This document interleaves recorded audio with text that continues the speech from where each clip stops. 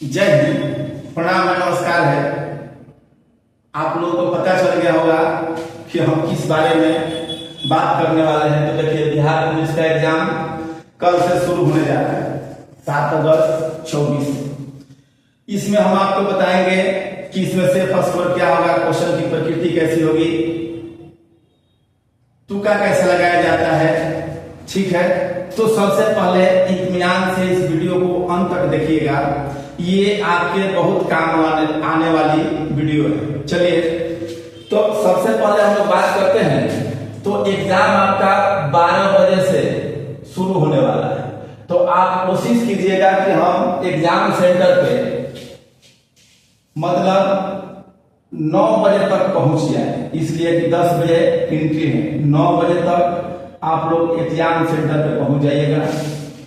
ठीक है, जितना आप लोग पढ़ लिए हैं सफिशियंट है, रिवीजन हो गया है, सफिशियंट है। अगर आपको आज कुछ पढ़ने का मन कर रहा है तो आप प्रीवियस ईयर केवल पढ़िएगा, नया पैटर्न। अब आपको कुछ नहीं पढ़ना है। आप लोगों को बहुत सारा गाइडेंस मिल रहा होगा कि ये पढ़ लीजिए, ये पढ़ लीजिए, लेकिन कुछ नहीं पढ़ना है। ठीक है, अंत तक बने रहिए। हम आपको उस सारी बातों को चर्चा करेंगे जो आपके एग्जाम के लिए यूजफुल होने वाला है। तो चलिए हम लोग देखते हैं कि अगर पिछले साल की प्रकृति रहे या अभी जो सिलेबस का हौला बना है कि सिलेबस आपका इस तरह से पूछा जाएगा, 9th 10th का पूछा जाएगा, तो इसमें कितने क्वेश्चन किस सब्जेक्ट से हो सकते हैं। तो सबसे पहले अगर हम बात करें जो सिलेबस आपका अभी दिया है, हिंदी, अंग्रेजी के बाद गणित के बाद इतिहास के बाद भूगोल के बाद नागरिक, जिसको पॉलिटी बोलते हैं, नागरिक के बाद अर्थशास्त्र के बाद भौतिकी के बाद रसायन के बाद जीव विज्ञान, जिसे आप लोग बायोलॉजी बोलते हैं। ठीक है, 1 2 3 4 5 6 7 8 9 10।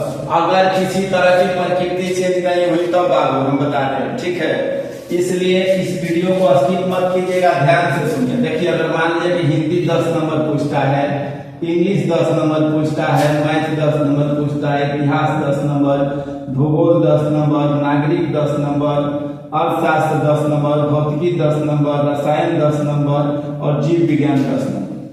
और इसमें आपका सेफ स्कोर क्या होगा, इसमें आपका सेफ स्कोर क्या होने वाला है। तो मान लीजिए कि हिंदी 10 क्वेश्चन पूछा तो आप इसमें कम से कम 7 क्वेश्चन हल कर सकते हैं, अगर मध्यम वर्गीय की बात हम बता दें।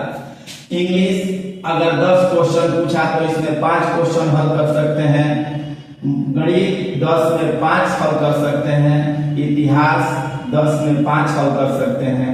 भूगोल 10 में 5, भूगोल इतिहास ये 7 लीजिए। नागरिक 7, अर्थशास्त्र 5 क्वेश्चन, भौतिकी 7 क्वेश्चन, रसायन 7 क्वेश्चन और जीव विज्ञान 7 क्वेश्चन।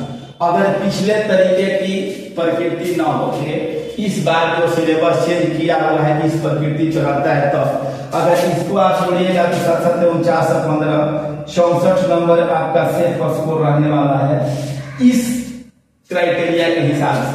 ठीक है, अब इसमें क्या होता है, हम इसलिए औसत लिए हैं कि किसी का खूब हिंदी बढ़िया होगा तो उसको इंग्लिश नहीं आता है, जिसका इंग्लिश बढ़िया होगा उसको मैथ नहीं आता है, जिसका सब चीज बढ़िया होगा उसका अर्थशास्त्र नहीं आता है। ठीक है, अगर पिछले साल के पैटर्न पे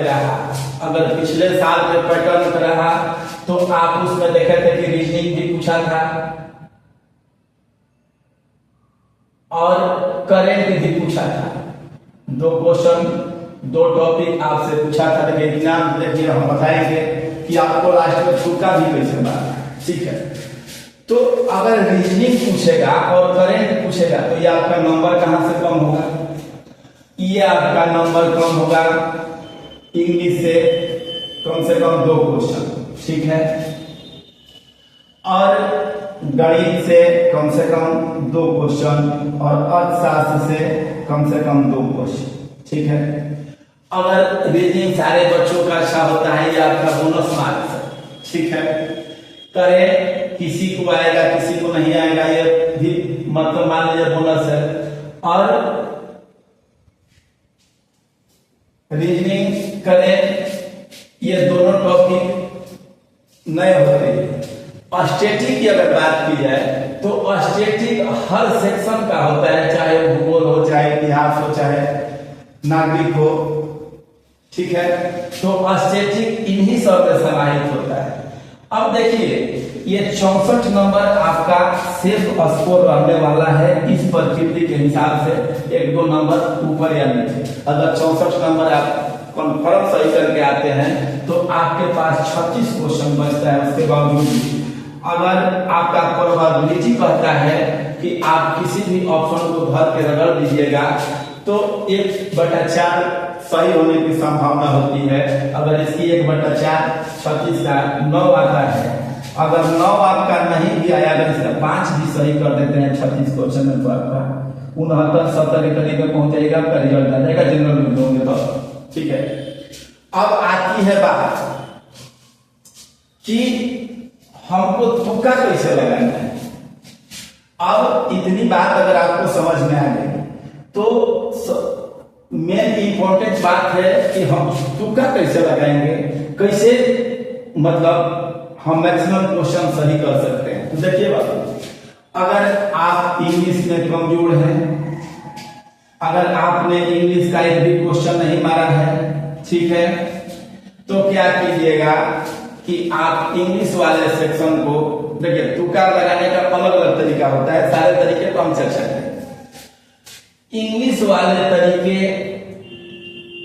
में आप एक ऑप्शन को, या तो वो ऑप्शन आपका बी होना चाहिए या ऑप्शन डी होना चाहिए, आपको कुछ ना कुछ नंबर देकर जाएगा, कम से कम 4 नंबर देगा, 10 नंबर का, ठीक है। दूसरी बात आती है मैथ का।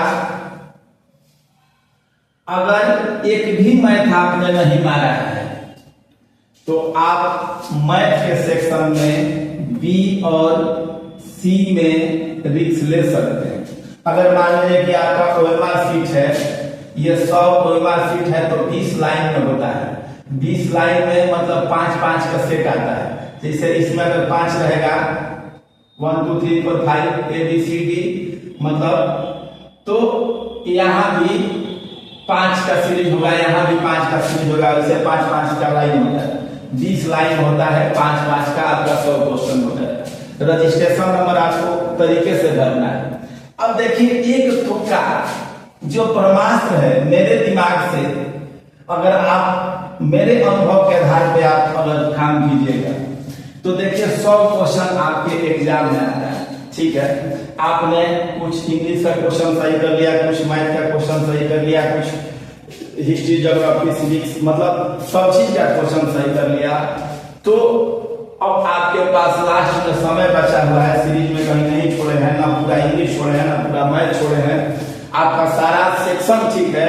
उन सारे विद्यार्थियों के लिए हम एक इम्पोर्टेंट बात बताने जा रहे हैं। अगर आपका 100 नंबर का क्वेश्चन आता है तो एक बात मान के चलिए, आप लोग सेट मारे होंगे या कभी केवल आप आंसर मिला लीजिए आज, कि उसमें 4 ऑप्शन होता है। उसमें 4 ऑप्शन का मतलब, कहने का मतलब ABCD, ठीक है। अब जब 4 ऑप्शन की हम बात करें तो उसमें क्या होता है कि ए ऑप्शन वाले जो क्वेश्चन सेटर होते हैं, तकरीबन हम बताते हैं, अभी आप सेट में जाकर के देखिएगा कि ये 20 क्वेश्चन का आंसर उन्होंने क्या करते हैं कि ए सेट करते हैं। 30 क्वेश्चन का लगभग आंसर उन्होंने बी सेट किया हुआ रहता है, और 30 क्वेश्चन का आंसर उन्होंने सी सेट किया हुआ रहता है, और 20 क्वेश्चन उन्होंने डी किया हुआ है, ठीक है। अब इस बात को आप ईमानदारी से समझिएगा। आपके पास 100 क्वेश्चन है, ए नंबर चॉइस आपका 20 है, बी नंबर चॉइस 30 है, सी नंबर चॉइस 30 है, डी नंबर भी 30 है। आपने एवरेज बच्चे हैं, ब्रिलियंट की तो बात नहीं की जा रही है, जो एवरेज बच्चे हैं, अगर एक क्वेश्चन आपने सही किया, मान लीजिए कि आप लास्ट में अगर आपके पास 15 मिनट का समय बचता है तो आप चेक कीजिए कि आपने एक क्वेश्चन का आंसर, मान लीजिए 12 क्वेश्चन आपने जो आंसर शीट में जिसका आंसर दिया है उस टाइप के क्वेश्चन 12, ठीक है। अगर आपने आंसर बी जो आंसर शीट में चूज किया है उस टाइप के क्वेश्चन मान लीजिए कि 16 है। आंसर सी आपने अगर चूज किया है, अगर उस टाइप के क्वेश्चन मान लीजिए 14 है, और ऑप्शन डी अगर आपने चूज किया है उस टाइप के क्वेश्चन मान लीजिए कि आपने 4 ही मारा है, ठीक है। अब देखिए 16, 14, 30, 30 और 12, 42, 4, 46, ठीक है। अब देखिए मतलब मान लीजिए कि इसमें आप और 8 क्वेश्चन आपका संभावना था कि आप ए नंबर के साथ जाए, ठीक है। इसमें 14 क्वेश्चन की संभावना थी कि आप बी क्वेश्चन के साथ जाते। इसमें 16 क्वेश्चन की संभावना थी और इसमें भी 16 क्वेश्चन की संभावना बनती दिखाई दे रही है, ठीक है। तो देखिए तो बराबर हो गया। एक और एग्जांपल से आपको समझाएंगे। अब इसमें आप चूज कर लीजिए, अगर मारते हैं तो आपको 16 सफल होने की मतलब संभावना है, और डी भी मारते हैं तो आपको 16 नंबर मिलने की संभावना है। अब इसमें अगर आप ए चूज कीजिएगा तो आपको 8 नंबर मिलेगा, और बी चूज कीजिएगा तो आपको 14 नंबर मिलेगा। आई बात समझ में? देखिए बहुत करीब हो गया है। अब आप कहिएगा, अब देखिए 16, 14, 30, 12, 42, 46, आपके पास 56 क्वेश्चन बचता है। इसका 1/4 और 14 क्वेश्चन अभी भी आपका सही होने की संभावना है, ठीक है। एक अगर ऑप्शन रखते हैं तब, लेकिन एक ऑप्शन आप किसी भी ऑप्शन को मत रख दीजिएगा। आप देखिएगा कि ए ऑप्शन वाला 20 क्वेश्चन आता है, बी ऑप्शन वाला 30 क्वेश्चन आता है, सी ऑप्शन वाला 30 क्वेश्चन आता है, डी ऑप्शन वाला 20 क्वेश्चन आता है। एक बात अच्छे से और आप इसको समझ लीजिए कि ये थोड़ा सा बहुत नजदीक हो गया था। अगर मान लीजिए कि ए क्वेश्चन का आंसर आप लोगों ने 13 दिया, बी क्वेश्चन का आंसर आप लोगों ने 17 दिया, सी क्वेश्चन मान लीजिए कि आप क्या किए कि आप 12 दिए, और डी क्वेश्चन का आंसर आप लोगों ने 14 दे दिया, ठीक है।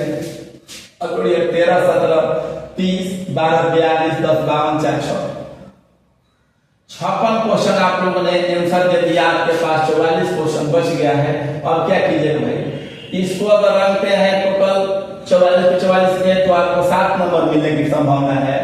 अब इसमें अगर बी रखते हैं तो आपको 13 नंबर मिलने की और संभावना है। अगर डी सी रखते हैं तो आपको 18 नंबर मिलने की संभावना है, और डी रखते हैं तो आपको 6 नंबर मिलने की संभावना है। आप लोग अब हमको लगता है कि अच्छे तरह से समझ गए होंगे।